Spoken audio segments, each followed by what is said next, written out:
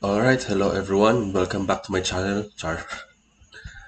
So for our next set of discussion, we have computers, programs, and generations.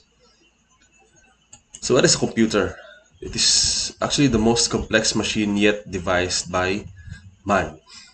We have several definitions on our last discussion on what is a computer. There are different components of a computer. We have the input and output. We also have the central processing unit for carrying out arithmetic and logical operations, and memory for the storage of programs and data.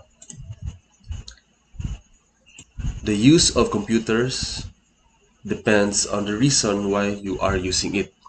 It could be for education, health, government, business, or personal use.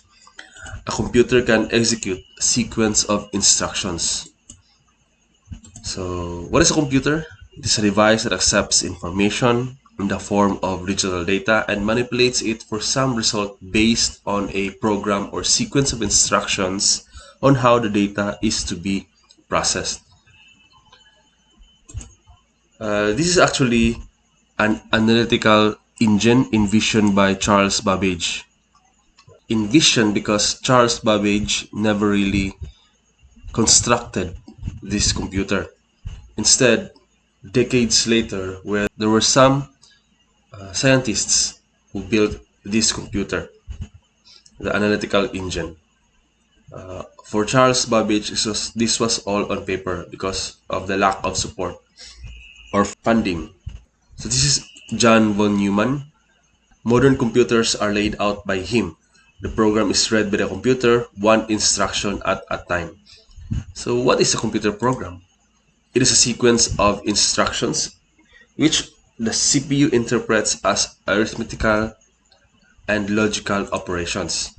It is stored in a memory and consists of data and instructions. Instructions or programs imply that there is some order in what the computer does. So who writes the program?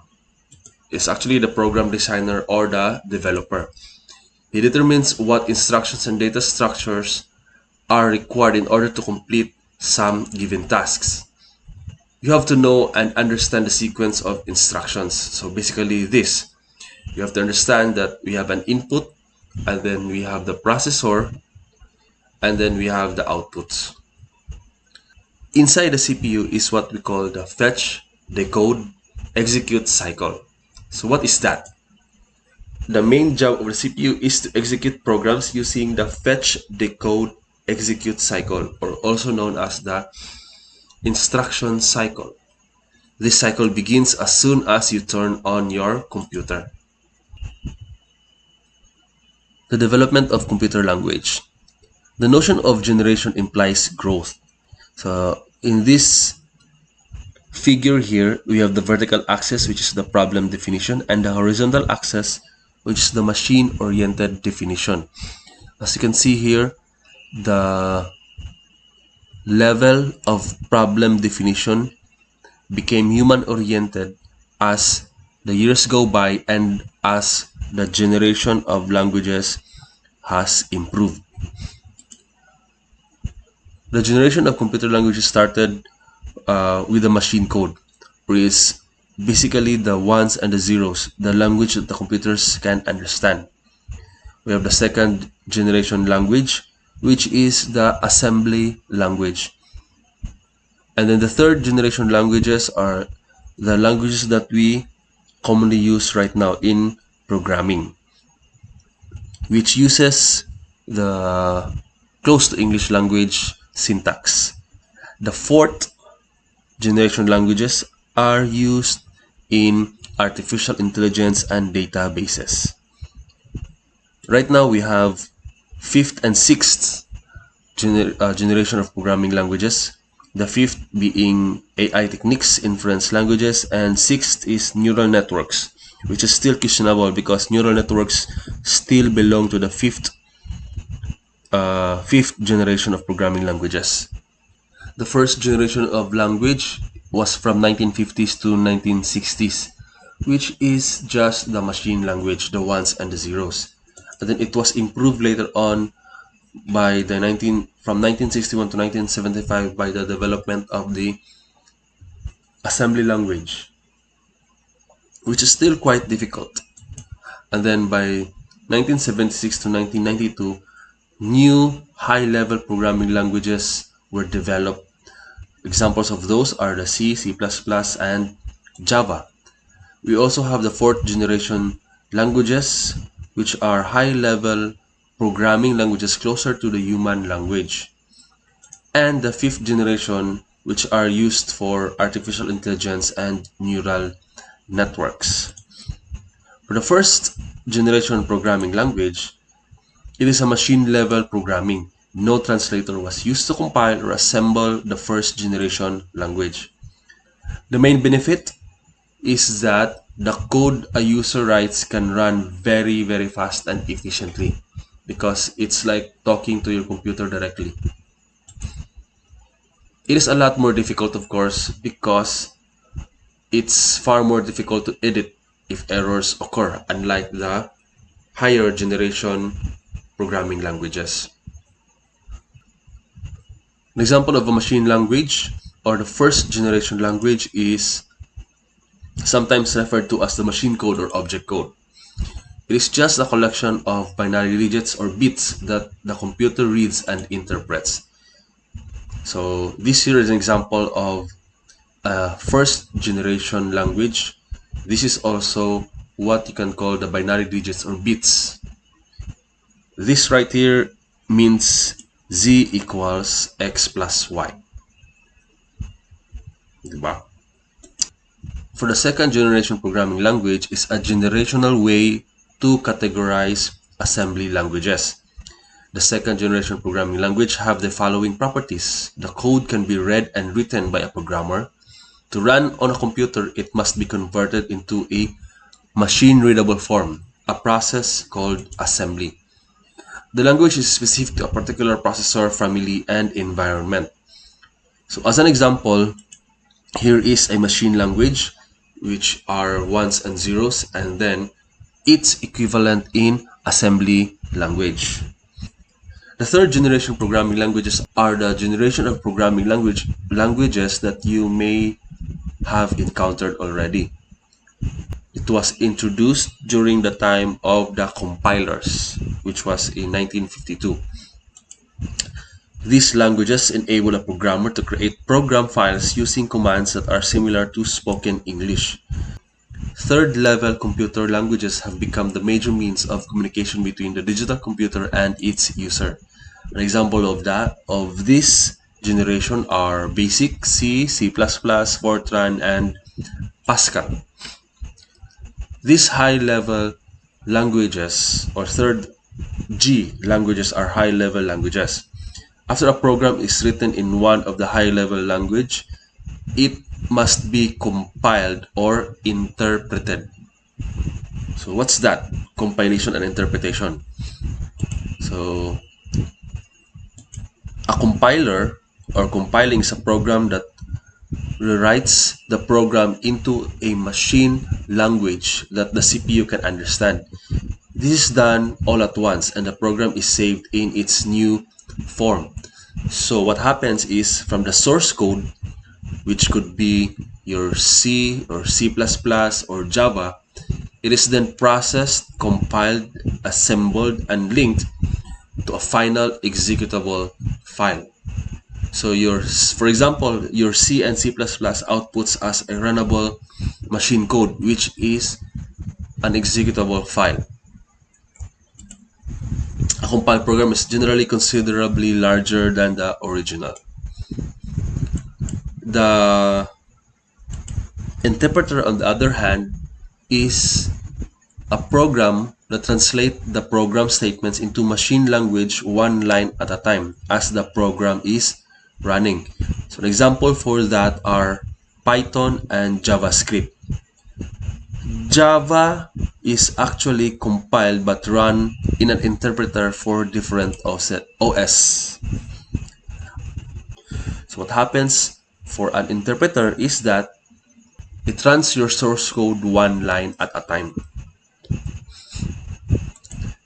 Now, the fourth generation programming languages are abbreviated as 4GL, is a programming language or programming environment designed with a specific purpose in mind, such as the development of commercial business software. All 4GLs are designed to reduce programming effort, the time it takes to develop software, and the cost of software development. Example of 4GL or 4G languages are those used by database query languages. So query languages are computer language used to make queries into databases and information systems. They can be classified according to whether they are database query language or information retrieval query languages. SQL, if you have heard of it, is a very well-known query language for relational databases. XQuery is a query language for XML data sources. An example of an SQL query language is this. You select a column from a table where column 1 equals value. It would get the result similar to this. So what happens is that because this is a query language for a relational database, it selects data from one column from different tables like that. So it actually connects to different databases and then displays all that information on a single table like that one. Now, for the fifth generation programming languages, this is actually based on artificial intelligence and are still in development. Some applications such as voice recognition are used today. The use of parallel processing and superconductors is helping to make artificial intelligence a reality. The goal of the 5GLs computing is to develop devices that respond to natural language input and are capable of learning and self-organization. Example of these are artificial intelligence. You may have heard of the Google Assistant, Siri, and Cortana. So they belong to a branch of computer science concerned with making computers behave like humans. So have you tried talking to Google Assistant or Siri? So it's like talking to a human being. It turns out a big part of getting things done is making a phone call. We think AI can help with this problem. Let's say you want to ask Google to make you a haircut appointment on Tuesday between 10 and noon. What happens is the Google Assistant makes the call seamlessly in the background for you. So what you're going to hear is the Google Assistant actually calling a real salon to schedule the appointment for you. Let's listen.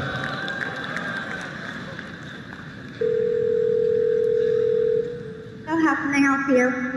Hi, I'm calling to book a women's haircut for a client. I'm looking for something on May 3rd. Sure, give me 1 second. Sure, what time are you looking for around?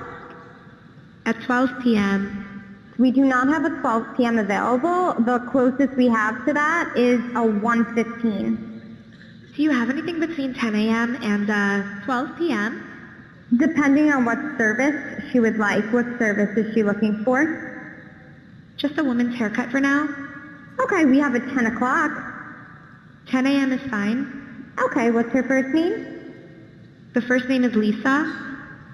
Okay, perfect. So I will see Lisa at 10 o'clock on May 3rd. Okay, great. Thanks. Great. Have a great day. Bye.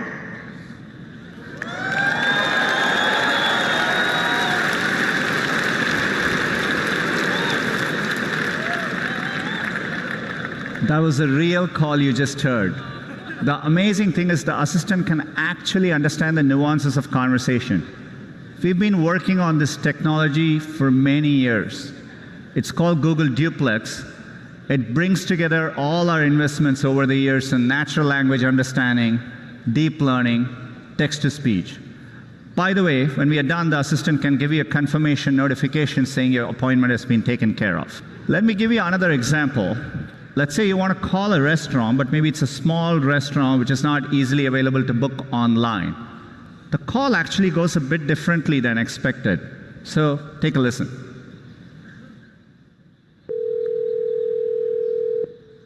CCC, how may I help you? Hi, I'd like to reserve a table for Wednesday the 7th. For 7 people? It's for 4 people. 4 people, when? Today? Next Tonight? Wednesday at 6 p.m. Oh, actually we reserve for like upper like 5 people. For 4 people you can come. How long is the wait usually to be seated? For when, tomorrow or weekday or? For next Wednesday, the 7th. Oh no, it's not too busy. You can come for 4 people, okay? Oh, I gotcha. Thanks. Yep. Bye bye.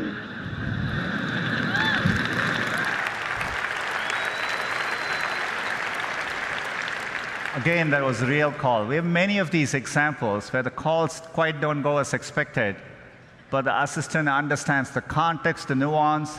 It knew to ask for wait times in this case and handle the interaction gracefully. Look, we're still developing this technology, and we actually want to work hard to get this right, get the user experience and the expectation right for both businesses and users. But done correctly, it'll save time for people and generate a lot of value for businesses. So that's what the 5GL programming language does. It's also used in neural networks, a type of artificial intelligence that attempts to imitate the way a human brain works. So a neural network works by creating connections between processing elements, the computer equivalent of neurons. And neural networks are currently used prominently in voice recognition systems, image recognition systems, industrial robotics, medical imaging, and data mining and aerospace applications. It's just making sense of data. And speaking of image recognition systems, your Google Assistant actually has one.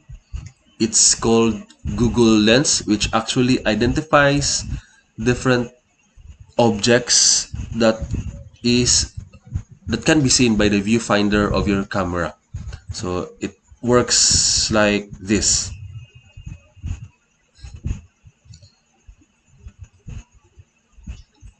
So what are the different purpose of computer programs? So to present your ideas in terms of machine language is basically a programming language.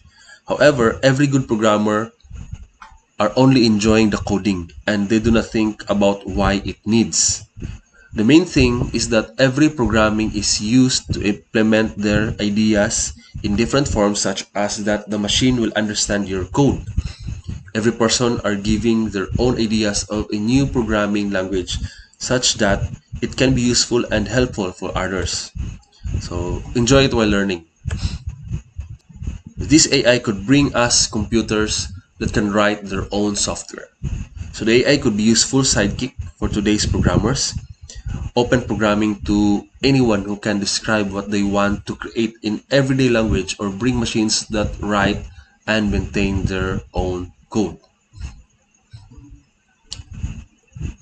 Okay, that's it. See you on our next lectures.